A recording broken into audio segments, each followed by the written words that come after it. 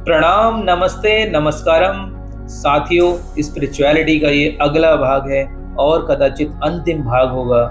व्यस्तता के कारण मैं वीडियो अपलोड नहीं कर पाया, उसके लिए क्षमा चाहता हूँ। और वीडियो को विलंब न करते हुए हम आरंभ करते हैं। आध्यात्म को प्राप्त व्यक्ति स्वयं को श्रेष्ठ नहीं मानता और किसी और को भी श्रेष्ठ नहीं मानता है। वह तो सभी को समभाव और बराबर की दृष्टि से देखता है, चाहे वह स्वयं हो अथवा कोई और हो।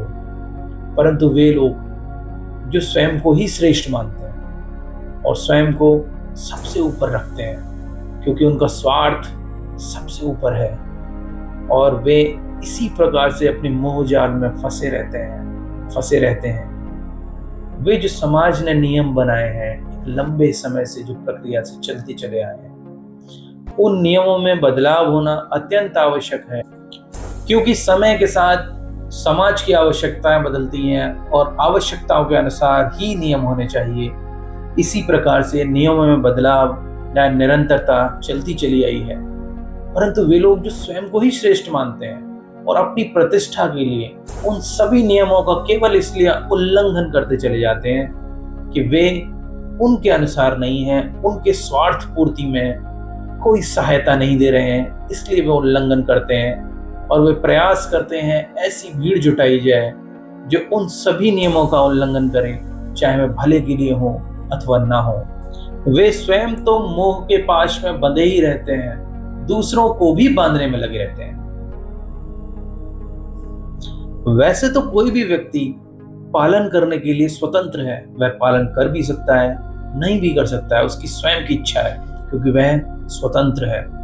परंतु इसका अर्थ यह नहीं है कि वह यह नहीं समझ रहा कि समाज के लिए क्या हितकारी है। फिर वे ऐसे नियमों को गढ़ते हैं, चाहे वे उनको पतन की ओर ही क्यों न ले जा रहे हों, परंतु वे अपने नियमों को बांधते हैं, क्योंकि वो जानते हैं कि मैं अगर किसी और का अनुसरण करूंगा तो उनकी यश कीर्ति धूमिल हो जाएगी और अपनी यश कीर्ति अर्थात झूठी यश कीर्ति अथवा प्रतिष्ठा को बनाए रखने के लिए स्वयं के अहितकारी नियम बनाते चले जाते हैं।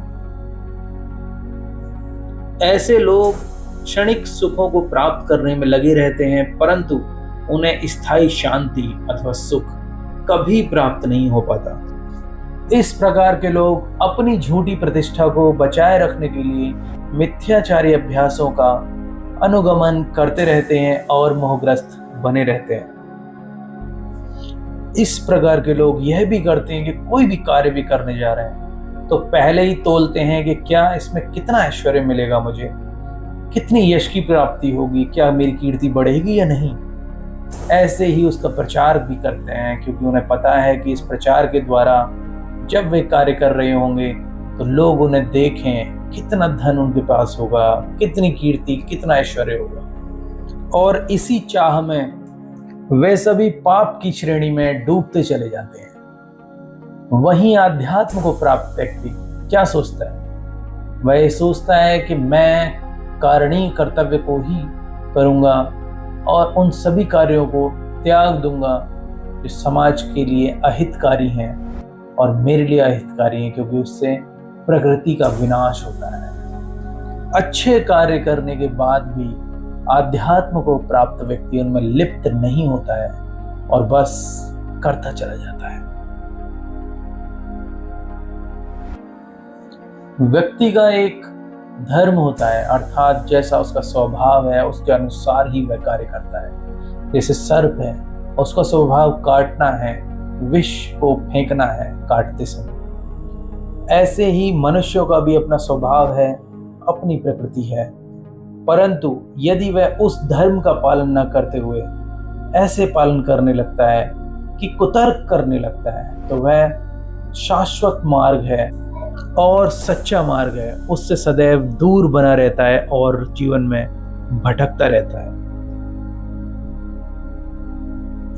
काम, क्रोध, मोह, लोभ, अहंकार, जो व्यक्ति इनमें संयम बनाए रखता है और जानता है कि ये व्यक्ति को दूषित बनाते हैं, तो वह अपने मार्ग पर चलता चला जाता है और जो आध्यात्म का मार्ग है उसमें उसे कोई कठिनाई की प्राप्ति नहीं होती है।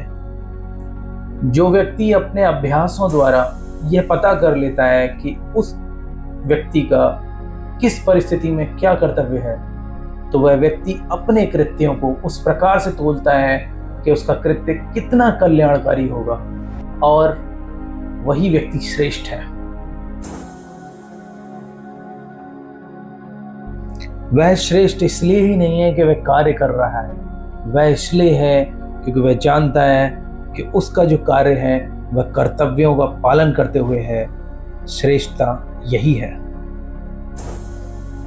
इस विषय में हम पहले भी चर्चा कर चुके हैं कि व्यक्ति ब्रह्मचर्य का पालन करे, उसके भीतर पवित्रता हो, और गुरुजन की सेवा, अर्थात जहाँ से भी वह कुछ भी सीख रहा हो, चाहे माता पिता, चाहे अपने बड़े या पड़ोसी या स्कूल में या कहीं भी वह सीख रहा है, चाहे वह भौतिक हो अथवा आध्यात्मिक हो, उसके व्यवहार में सहजता और सरलता भी आ जाएगी।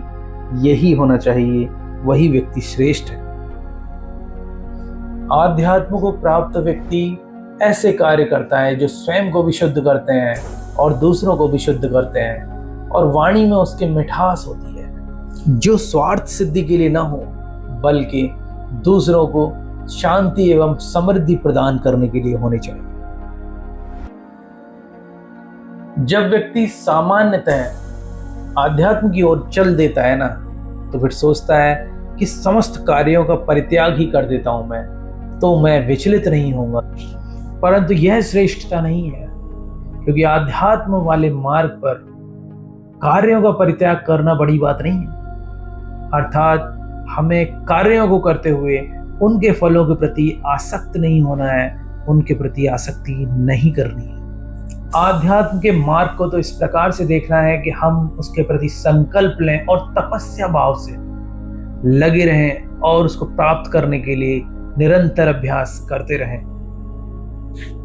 आध्यात्म के मार्ग पर तो पहुंचने पर आदमी को यह भी नहीं सोचना है कि मैं उस मार्ग पर चल रहा हूं। उसे तो बस यह सोचना है कि मेरे भीतर जो आत्मा है उसका मुझे परमात्मा से मिलन करवाना है। व्यक्ति कभी कभी त्याग करता है किन्हीं परिस्थितियों में। यदि वह त्याग के उच्च फल को प्राप्त करना चाहता है तो उसे अपने कर्तव्यों का पालन ही करना पड़ेगा।